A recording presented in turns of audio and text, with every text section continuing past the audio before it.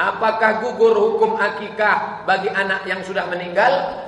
Kalau anak itu meninggal umur 3 hari lahir mati, maka sunnahnya akikah itu yuhlaq kullu mauludin rahinatun, setiap anak tergadai bi aqiqatihi, dengan akikahnya, tuzbahu anhu yauma sabihi, potongkan kambing hari ke-7.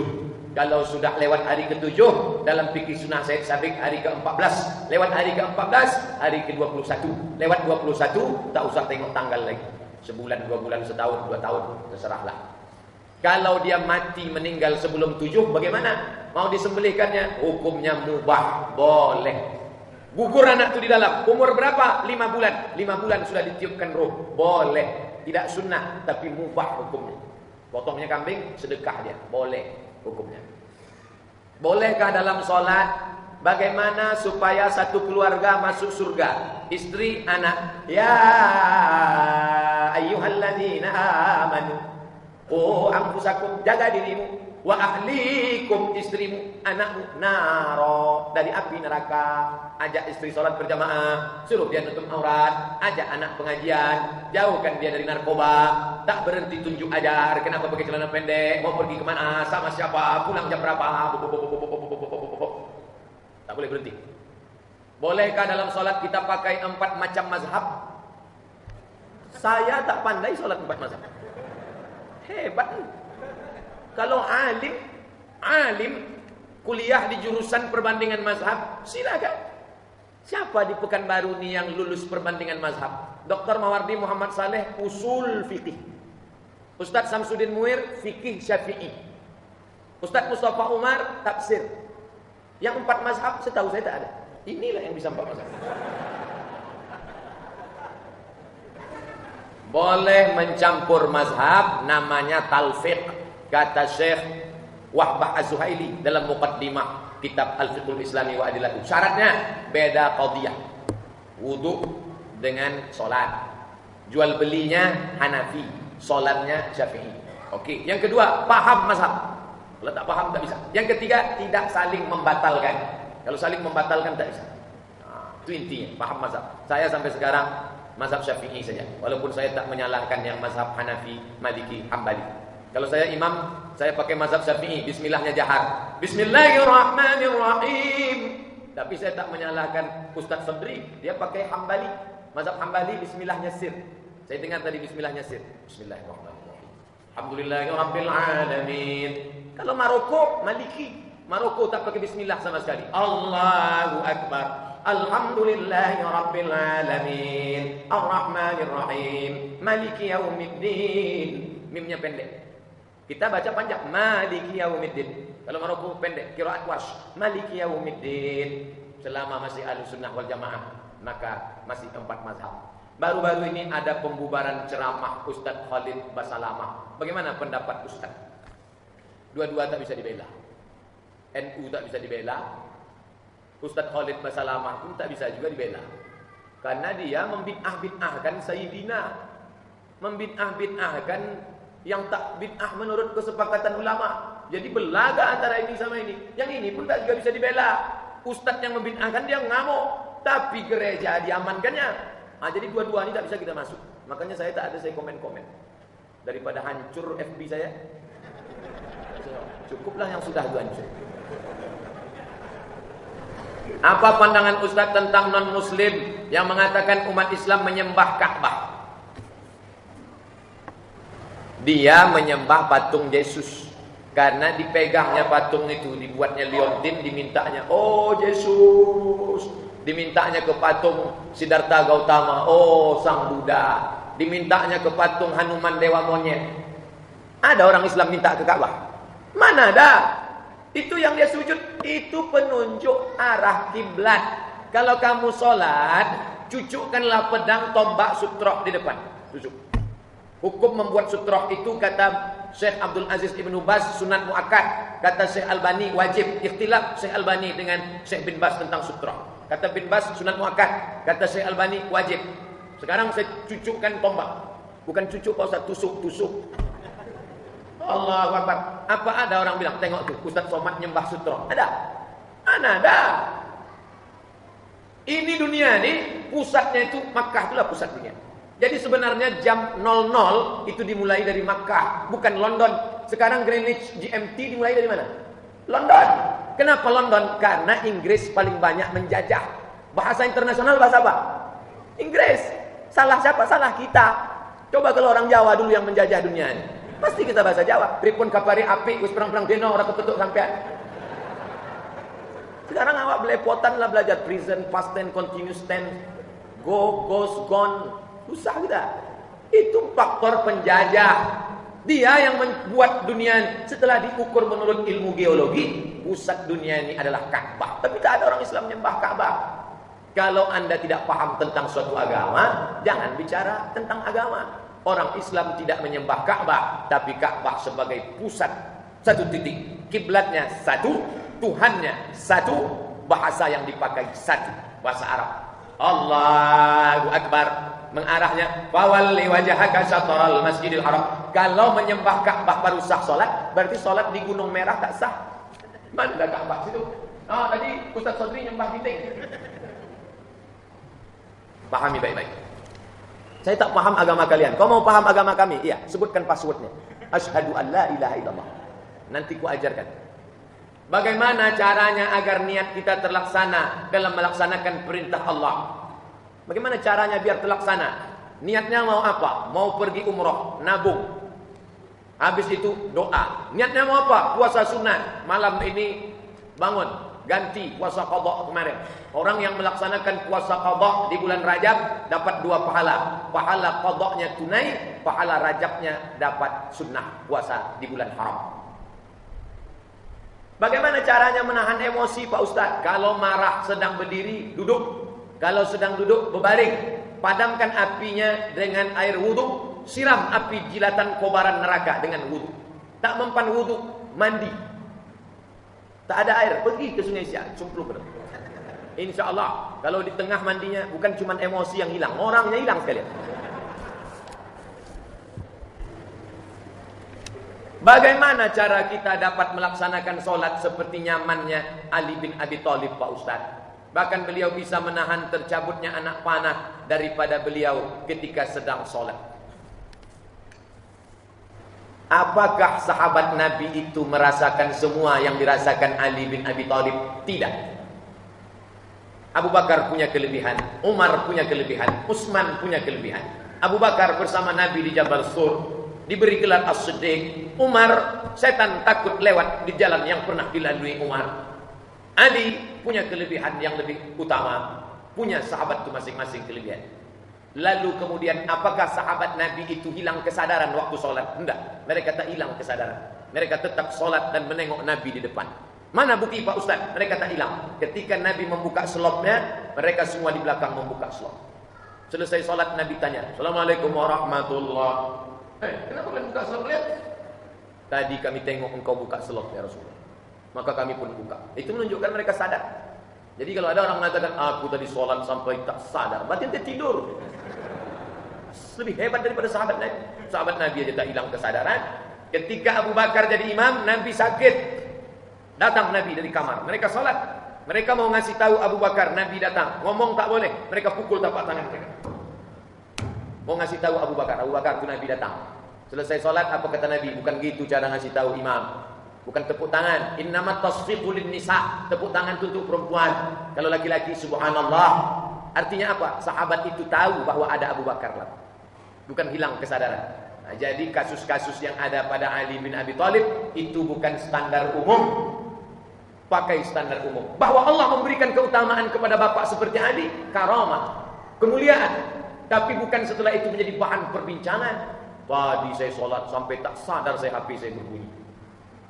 Kok bisa tak dengar apa-apa? Saya tengok ada miss call Ustaz Somad. Rupanya saya dah. Itulah tak dengar. Makna dari Ahlussunnah wal Jamaah itu apa Pak Ustaz? Mengikut Al-Quran dan Sunnah Nabi. Tidak melakukan bid'ah mungkarah batilah. Bolehkah kita mengikuti paham campuran dari 4 imam besar? Misalnya ketika kita menghadapi masalah, kita pakai Imam Syafi'i. Kita menghadapi masalah B, kita pakai. Ngasih contohnya aja tak bisa. Gimana mau tahu mazhab? Siapa di sini yang jual beli pakai mazhab Syafi'i? Saya kira tak ada. Kalaupun ada sikit. Bagaimana jual beli pakai mazhab Syafi'i? Aku beli Aqua 600 ml dengan harga 3.500 tunai. Aku terima. Siapa? Mana ada? Kalau memang betul berarti tadi jual belinya pakai mazhab Hanafi. Salatnya pakai mazhab Syafi'i. Tanpa sengaja, entah sadar tak sadar, entah tahu tak tahu, dia sudah mencampur mazhab. Menurut mazhab Syafi'i, satu pekan baru ini salat Jumatnya mesti satu. Hanya di Masjid Jami An-Nur saja. Sekarang di Pekanbaru berapa masjid? Yang paling dekat dengan An-Nur. Tuh, nampak menaranya di sini. Sini ada salat Jumat, situ ada salat Jumat, sana ada salat Jumat. Itu mazhab apa itu? Hanafi. Hanafi yang membolehkan banyak Jumat dalam satu kota. Jadi sebenarnya kita sudah menjalankan beberapa mazhab. Apa pandangan Ustaz tentang umat non-muslim? Apa hukumnya seorang pesepak bola melakukan sujud syukur padahal dalam keadaan membuka aurat? Tidak sah. Wudu tidak disyaratkan wudu untuk sujud syukur, menutup aurat. Pesepak bola yang muslim biasanya dipakainya celana karet sampai lutut. Nanti baru pakai celana itu sampai ke pangkal paha. Maka kalau disampainya sampai lutut, tertutup pusat, tertutup lutut, sujud syukur dia sudah gul. Boleh. Sujud itu 3. Sujud syukur, sujud tilawah, sujud sahwi. Sujud syukur, sujud tilawah, sujud sahwi. Apakah kami yang menonton perlu ikut sujud bersama pemain itu Pak Ustaz? Hebat betul lah candunya ini. Sebagai orang tua kami sudah berusaha mendidik anak laki-laki kami. Dari umur 3 sampai 4 tahun sholat, mengaji, guru ngaji pakai rotan. Kami beri contoh baik sholat. Sekarang anak laki sudah SMP kelas 2. Tiap subuh saya bangunkan sholat sunat subuh, zuhur, asar di sekolah. Tak bisa saya awasi di absen guru. Maghrib dan isya dibawa ke musola, dinasehati baik-baik, dibawa setiap ustaz ceramah sampai ke Panam sana. Kami tinggal di Kulim, masya Allah. Kami bahkan tak memberi anak kami HP sampai sekarang. Oh, ini belum lagi masalahnya. Tapi kan mulai masuk. Saya sedih Pak Ustaz. Anak saya ketahuan menengok film porno di HP kawannya. Apalagi caranya Pak Ustaz agar anak saya ini pisahkan dia sama kawan yang jahat itu. Sampai kapan kita mendidik ini? Sampai malaikat maut datang. Tidak pernah berhenti, tidak pernah bosan. Itulah yang mengantarkan kita ke surga Allah nanti insyaallah. Amin. Idza matal insan, kalau manusia mati inqata'ah, putus. Tapi ada yang tak putus. Inilah yang bapak pontang-panting, tunggang langgang, lintang pukang menjaganya ini. Inilah yang akan menjadi anak soleh ini nanti. Jatuh dia, naikkan balik, belajar berjalan. Jatuh dia, gendong balik. Insyaallah meninggal kita, dia akan baik. Itulah yang akan dikenangnya nanti. HP yang kita belikan dia lupa, motor yang kita belikan dia tak ingat, tapi dia bawa, kita bawa ke masjid sampai mati dia ingat. Sampai hari ini saya masih ingat orang tua melarang bercelana pendek. Tak boleh bercelana pendek. Solat saya di samping menggaru saya. Habis itu dia marah menggaru. Itu ingat sampai sekarang. Berapa dia kasih uang jajan tak ingat. Tapi tentang masalah dia mendidik kita berpuluh tahun umur, insyaallah tak akan hilang dari ingatan. Tolong Pak Ustaz jabarkan mudarat dan dosa besarnya dalam Islam agar anak saya mendengar. Tolong doakan Pak Ustaz nanti di akhir majlis kita sama-sama berdoa kepada Allah Subhanahu wa taala. Jangan melihat film porno karena otak itu memproduksi zat kecanduan sama seperti orang pecandu narkoba. Game online, film porno dengan narkoba, ketiga-tiga ini sama. Maka kita jaga dia. Zaman dulu orang tua tak terlalu susah menjaga anaknya. HP tak ada, internet tak ada. Sekarang anak tak dikasih HP, HP kawannya ada. Oleh sebab itu jagalah baik-baik. Sampai kapan? Setan lebih cerdas daripada kita. La atiyannahum min baini aydihim, datang dari depan, wa min khalfihim dari belakang, wa an aymanihim dari kanan, wa an shamalihim dari kiri. Kalau dia datang dari 4 penjuru, kita datang dari 8 penjuru. Apakah boleh makmum baca ayat sesudah Al-Fatihah lain dari imam ketika berjamaah? Makmum baca keras-keras ketika berjamaah. Mazhab Hanafi makmum tak perlu baca Fatihah. Cukup Fatihah Ustaz Sabri saja tadi. Cukup, makmum tak perlu baca. Mazhab Syafi'i baca. Syekh Abdul Aziz bin Baz mazhabnya Hambali. Hambali tak perlu baca. Tapi kata dia dalam fatwa Syekh bin Baz, saya dalam hal ini tetap mewajibkan makmum baca Fatihah. Waladdallin amin. Baca Fatihah. Bismillahirrahmanirrahim. Jangan sampai dengar kawan sebelah. Kita saja baca. Dah, tak dengar kan? Apakah boleh bayar zakat kepada adik kandung? Tak boleh berzakat kepada orang yang wajib kita nafkahi. Istriku, ini duit untuk Adinda, belanja kita bulan ini sekaligus zakat abang. Tak bisa. Adapun kepada yang wajib kita nafkahi itu siapa? Istri, anak, orang tua, mertua kalau dia susah. Adapun adik tak wajib dinafkahi. Maka kalau dia bagi zakatnya boleh, tapi jangan semua untuk adik. Fakir miskin kasih, buat prosentasi. Fakir miskin bagi. Saya baru berhenti kerja di bank, punya aset rumah dan kendaraan, sudah menunaikan haji. Apakah haji saya harus ditunaikan haji dan rezeki yang tidak riba? Bagaimana aset saya yang diperoleh dari riba yang lalu? Mohon saran Pak Ustaz. Ini berat. Semua orang kafir yang masuk Islam suci. Nabi tak ada menyuruh orang Arab jahiliyah yang masuk Islam tinggalkan rumahmu, tak ada. Itu beda orang Islam yang taubat dengan orang kafir yang mu'allaf. Mu'allaf itu mulai dari nol, walaupun sebelumnya kerjanya penyamun, perampok, lanun, bersih. Tapi orang Islam, maka semua harta sebelum dia berjudi, maka dia mesti balikkan itu semua kepada umat. Jadi gimana nih Pak Ustaz? Saya mendadak miskin lah nanti. Kan masih ada yang halal-halal dulu. Carilah yang halal-halal. Harta dari bapak warisan, harta istri, harta dari ada kebun dulu sempat dibeli waktu sebelum dari haram. Itulah. Begitulah cara taubat. Apa beda nazar dengan hibah? Aku bernazar kalau anakku ini nanti lulus PNS, maka akan kuwakafkan satu rukun ini untuk masjid Gunung Merah. Tapi kalau tak lulus sampai mati aku tak bersedekah. Itu nazar namanya. Kalau hibah tak ada terkait apa-apa. Assalamualaikum Pak Ketua Masjid MGM. Ini ada tulisan MGM, Masjid Gunung Merah. Yo, ada apa? Itu Pak, ruko saya satu, setahun ada uang sewanya 100 juta. Ambil, saya hibahkan. Mantap. Tak ada iming-iming. Itu namanya hibah. Bagaimana sebaiknya jika kita ragu apakah itu nazar atau hibah? Mohon penjelasannya Pak Ustaz. Ingat-ingatlah balik. Dulu ada ingat kontrak sesuatu tak? Tak ingat saya Pak Ustaz. Entah nazar, entah hibah. Condong ke nazar. Karena kalau hibah belum tentu selamat dari nazar. Tapi kalau sudah nazar selamat dari hibah. Serahkan aja ke masjid. Balik dari sini menetes air mata. Saking beratnya pengajian itu. Mengenai pemimpin seperti apa yang wajib kita taati. Atiullah wa atiur Rasul. Baca ayat sebelumnya. Innallaha ya'murukum at-tu'addul amanah. Wa idza hakamtum bainan nas an tahkumu bil adli. Adil. Amanah dia, adil dia, patuh. Tak amanah dia, tak adil dia, tak wajib patuh. Wajib amar ma'ruf nahi munkar. As-sakitu anil syaitan akhras. Diam menengok kemungkaran, setan bisu. Berapa kali kita bergerak di dalam salat? Banyaklah. Kalau pertanyaannya berapa kali bergerak dalam salat? Banyak. Tapi kalau pertanyaannya berapa kali gerak baru batal?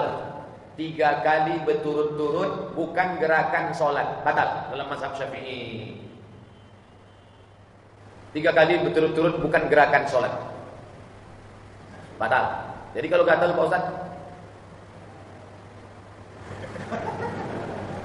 gatal juga keluar bolikal panah. Ada saya tengok orang dari sop belakang lari ke depan. Itu berarti tidak batal Pak Ustaz? Tidak. Karena dia ikut pendapat Syekh Albani sutroh wajib. Dia ngejar sutroh. Tadi waktu di belakang sutroh dia, kawan dia yang di depan itu. Kawan itu bergeser dia pindah ke depan. Kawan itu bergeser dia pindah ke depan. Kawan ini bergeser dia pindah ke depan sampai ke dinding. Untung tak tumbang dinding. Maka dia berlari. Kalau darurat tak batal. Uqtulul aswada ini, bunuhlah 2 yang hitam. Walaupun kau sedang salat. Allahu Akbar. Nampak 2 yang hitam. Kalajengking sama ular. Pukul. Bukan sekali pukul, berhenti, matilah dia. Pukul sampai dia mati. Lebih dari 3 kali, darurat. Apa hukumnya penerima bantuan dari non-muslim? Ini mesti hati-hati sekarang. Saya selalu menyampaikan yang dulu-dulu. Ini saya takut ceramah yang dulu-dulu dipelintir. Karena saya selalu menyampaikan menerima hadiah dari non-muslim boleh. Karena Raja Mesir memberi Nabi hadiah. Madu diminum Nabi, kain dipakai Nabi. Tapi ternyata sekarang banyak non-muslim ngasih hadiah yang dulu belum ada. Ngasih hadiah kenapa? Supaya dia dicoblos Haritanu dengan Ahok. Ini saya takut ceramah yang lama-lama sebelum keduanya ada dipelintir. Kalau tidak ada unsur politik kristenisasi murni, Dia kasih baju, dia kasih, boleh, tak masalah. Karena Nabi menerima hadiah dari Mukaukis, agamanya Kristen Ortodok Koptik dari Alexandria. Tapi kalau ada unsur kristenisasi, politik, beli suara, maka kita sudah menjual iman thamanan qalila, dengan harga yang murah. Bagaimana dalam sholat berjamaah kita menangis dan dipikirkan kita hanya mengingat dosa dan akhirat? Kalau kamu mendengar bacaan Quran, menangislah. Kalau kamu tak sanggup menangis, tabaku, buatlah dirimu menangis. Syekh Abdurrahman Sudais berapa kali menangis? Kullama namijas juluduhum badalna juludan ghairaha liyadhuqul azab. Menangis ya. Syekh Abdurrahman Sudais menangis, Syekh Su'an As-Suraim menangis ketika membaca ayat-ayat tentang azab. Boleh, tak salah. Apakah wanita yang baru berhijrah berkemungkinan menikah dengan laki-laki yang soleh? Why not? Sementara wanita tersebut benar-benar sudah tobat nasuha, langkah rezeki pertemuan maut di tangan Allah Subhanahu wa taala. Perempuan yang sudah bertobat nasuha, perbaiki diri, banyak-banyak berzikir, minta kepada Allah dipertemukannya dengan laki-laki yang soleh, insyaallah. Amin. Tak semangat bapak-bapaknya. Amin. Karena dia sudah nikah. Amin. Aku tak pernah mencarimu, kau pun tak pernah mencari aku. Tuhan sudah mempertemukan kita. So sweet. Langkah rezeki pertemuan maut. Berapa banyak pertemuan yang direncanakan tak jadi. Berapa banyak pula yang tak ada rencana bertemu. Kamu di mana ketemunya? Saya ke Jakarta Pak Ustaz. Terus sampai di Cengkareng tak ada yang jemput, duduk saya. Tiba-tiba ada perempuan di sebelah. Saya tanya, mau ke mana? Mau ke Ciledug. Di daerah mana? Dekat pasar terminal. Makcik saya di situ sama. Akhirnya kenalan, nikah. Berapa banyak yang sudah tunangan, malah tak jadi. InsyaAllah. Yang belum ketemu yang soleh-solehah, kita doakan mereka ketemu InsyaAllah. Dan agak semangat sih. Saya diajak ta'aruf oleh seorang laki-laki yang InsyaAllah soleh. Dan sekarang saya minder, tapi mau. Saya minder karena saya baru berhijrah, dan mau karena dia laki-laki soleh. Apa yang mesti saya lakukan? Perbaiki jilbabmu panjang, perbaiki solatmu, banyak menuntut ilmu, maka di hadapan Allah kau suci dan bersih. Terima imammu yang baik itu, insya Allah dia akan membimbingmu ke dalam surga Allah Subhanahu wa taala. Bang, banyak yang sudah meminang aku, tapi tak aku terima karena kulihat kaulah imamku dunia akhirat. Apa judul kita? Ketika cinta bertalbiyah.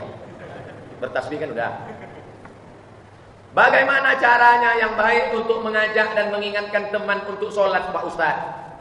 Ayolah kita sholat. Nanti kita tak lama nih, tak matinya kita besok pagi. Jangan ceramah ya kok.